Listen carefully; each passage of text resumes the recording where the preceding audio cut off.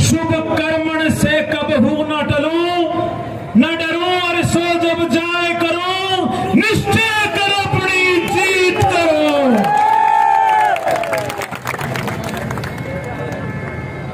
इस 31 साल के नौजवान को कांग्रेस आला कमान ने करनाल लोकसभा से कांग्रेस का प्रत्याशी बनाया है। मैं कांग्रेस आला कमान का, हमारे राष्ट्रीय अध्यक्ष श्री मल्लिकार्जुन खड़गे जी का, यूपीए की चेयरपर्सन मैडम सोनिया गांधी जी का, कांग्रेस के पूर्व राष्ट्रीय अध्यक्ष श्री राहुल गांधी जी का और हरियाणा के बब्बर शेर नेता चौधरी भूपेंद्र सिंह हुड्डा जी का,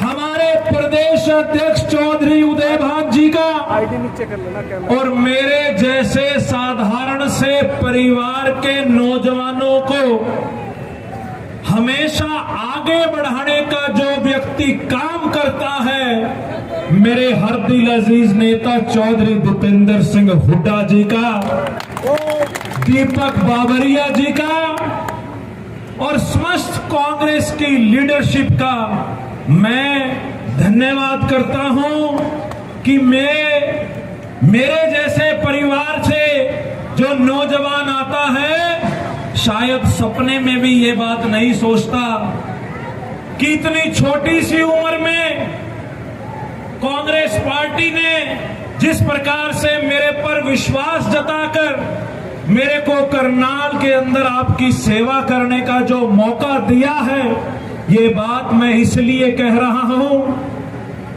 क्योंकि मैं बताना चाहूंगा, मेरे घर में आज तक किसी ने एमसी का भी चुनाव नहीं लड़ रखा। मेरे घर से आज तक कोई पार्षद तक नहीं बना, कोई सरपंच तक नहीं बना, लेकिन पिछले 12 सालों से हरियाणा के नौजवानों की आवाज को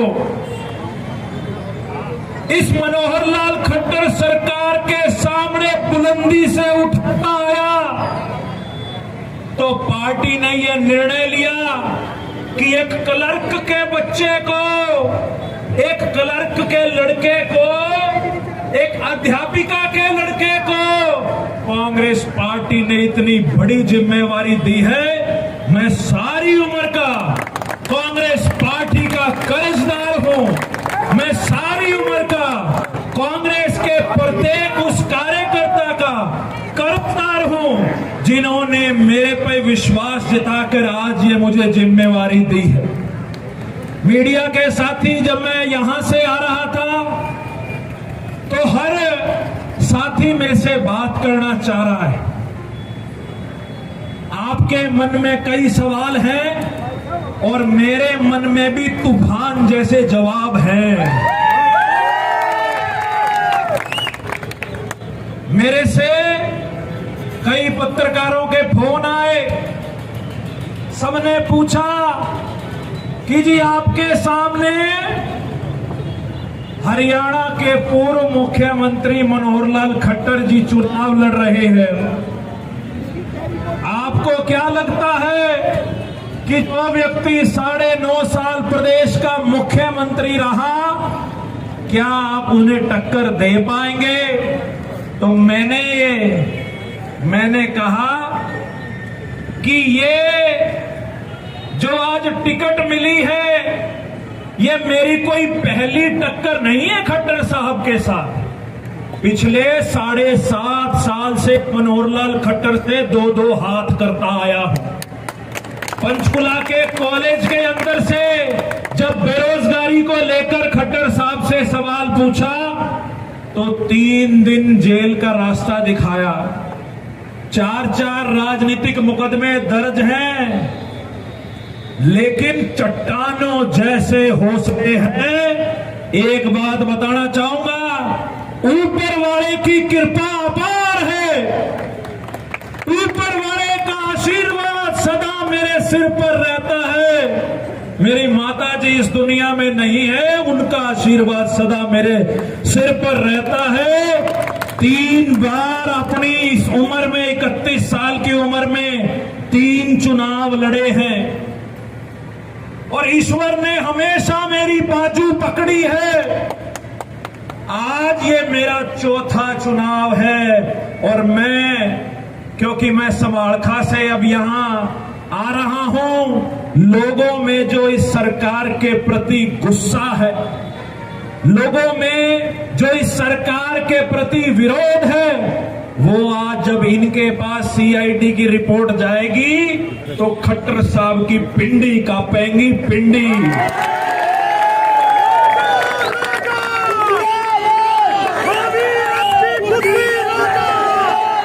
मनोहर लाल खट्टर जी,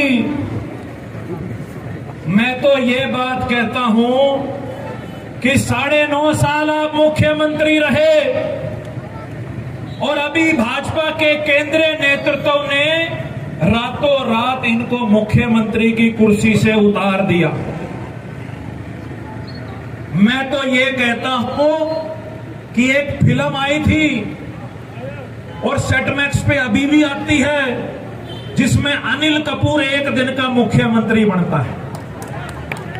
एक दिन का मुख्यमंत्री, उस फिल्म में देखो कितनी ताकत होती है मुख्यमंत्री के पास। और ये तो 9.5 साल रह गया। 9.5 साल में जो हरियाणा की जनता को खुश नहीं कर पाया तो अब ये भला क्या कर लेगा। और इस बात के ऊपर भारतीय जनता पार्टी के केंद्रीय नेतृत्व ने मोहर लगा दी। रातों रात बेइज्जत करके भाजपा के केंद्रीय नेतृत्व ने मनोहर लाल खट्टर जी को सीएम की कुर्सी से उतार दिया। एक सवाल मैं करनाल की जनता से पूछना चाहूंगा। जिस व्यक्ति के माथे पर भारतीय जनता पार्टी ने ही रिजेक्टेड की मोहर लगा दी हो, वो भला अब सांसद बन के हमारे बीच में क्या करेगा। मुझे नहीं लगता कि रिजेक्टेड आदमी को करनाल की जनता एक्सेप्ट करेगी। जिस व्यक्ति को बीजेपी ने रिजेक्ट कर दिया, करनाल की जनता उस पर विश्वास नहीं कर पाएगी। जब राजा बनकर नहीं कर पाए प्रदेश का विकास, अब राज दरबारी बनाकर क्या ही रखे तुमसे आस। अब राज दरबारी बनाकर क्या ही रखे तुमसे आस। 2 दिन पहले मेरी टिकट डिक्लेयर हुई। रात को 11:30 बजे कांग्रेस पार्टी ने लिस्ट जारी करी और जो खट्टर साहब ये कह रहे थे ना कि कांग्रेस के प्रत्याशी मैदान में नहीं आए, मजा नहीं आ रहा। जो ये कह रहे थे कि कांग्रेस के प्रत्याशी मैदान में नहीं आए, मजा नहीं आ रहा। कांग्रेस के प्रत्याशी का खौफ देखो, आप लोगों की ताकत का खौफ देखो। मैं तो करनाल में आज आया हूं, मेरे आने से पहले ही मेरे पे गलत मुकदमे दर्ज कर दिए गए। जगह जगह विपक्ष के लोगों को, विपक्ष की आवाज को दबाने का ये लोग काम कर रहे हैं। मीडिया में ये बात चल रही है 2 दिन से कि दिव्यांशु बुद्धि राजा के ऊपर मुकदमा दर्ज है, वो भगोड़ा है।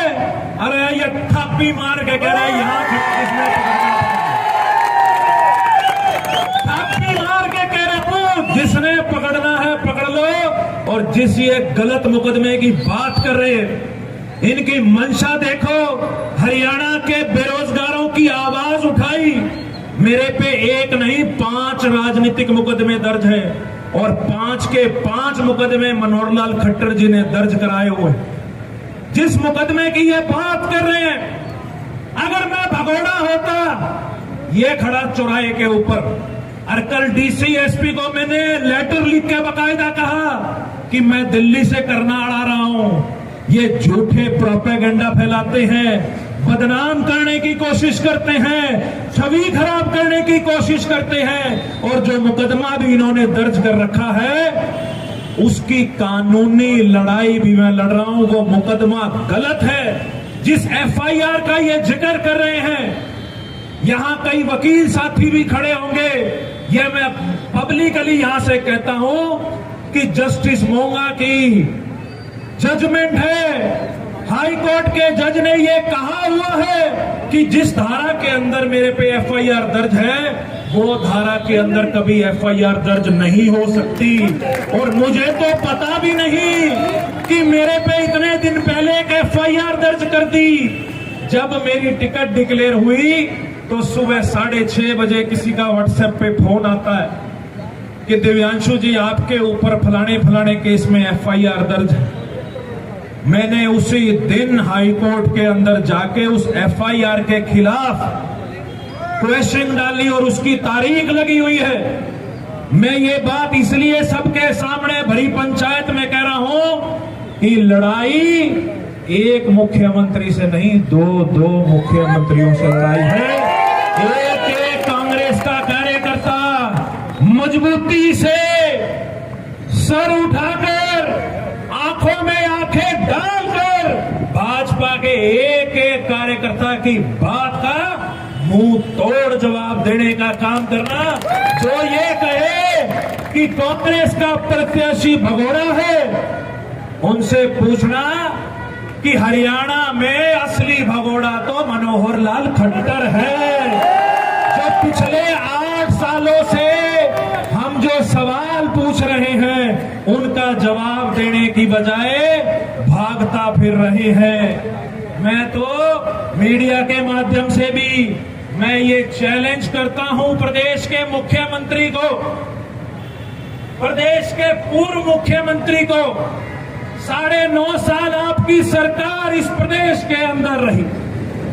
मैं चैलेंज करता हूं, दिन आपका, समय आपका, जगह आपकी, 9.5 साल में आपकी क्या उपलब्धियां आप लेके आओ और 9.5 साल का कच्चा चिट्ठा मैं लेके आऊंगा। फैसला हो जाएगा, लोग मौजूद होंगे, मीडिया मौजूद होगा, पता लगेगा कि 9.5 साल में मनोहर लाल खट्टर जी ने हरियाणा की जनता के लिए, करनाल के लिए कुछ करा है या नहीं करा।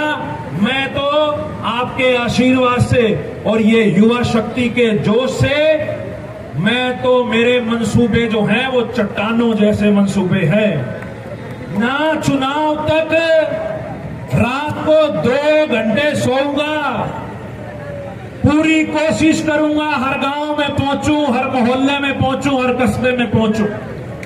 लेकिन आपका छोटा भाई, आपका बच्चा हूं, और घर में जो छोटा होता है वो सबसे लाडला होता है। और मेरा स्नेह आपके साथ है। उम्र छोटी है लेकिन हौसले बहुत बड़े हैं। आप लोगों के आशीर्वाद के साथ इस जंग का आज मैं यहां से शंखनाद करता हूं, शंखनाद करता हूं। मनोहर लाल जी, अब रण होगा, अब रण होगा, अब रण होगा। संघर्ष बड़ा भीषण होगा। खट्टर साहब, जो ये हरियाणा के बाकी आप लोकसभाओं में घूम रहे हैं ना, देख लेना शाम को सीआईडी की रिपोर्ट जाएगी। भी चाचा जी, छोटो बाकी और संभालो करना।